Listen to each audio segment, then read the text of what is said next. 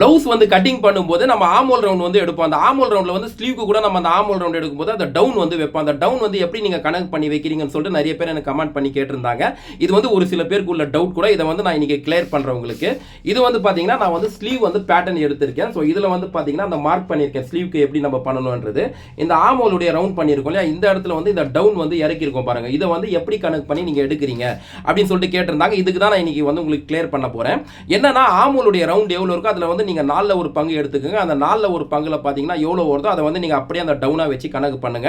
இது வந்து 17 inch ஆமோல் round வந்து இருக்கிற வரைக்கும் ஓகே. பட் 17க்கு மேல போகும்போது ஒரு எக்ஸாம்பிள் இப்போ 18 இன்ச் வந்து ஆமோல் ரவுண்ட் இருக்குன்னு வைங்களா, அதுல வந்து 4ல ஒரு பங்கு பாத்தீங்கன்னா 4 இன்ச் வரும். அப்ப அந்த 4 இன்ச்ல வந்து நீங்க 1/2 இன்ச் மைனஸ் பண்ணிட்டு அந்த 4 இன்ச் வந்து டவுன் வச்சுட்டு நீங்க அந்த மார்க் பண்ணுங்க.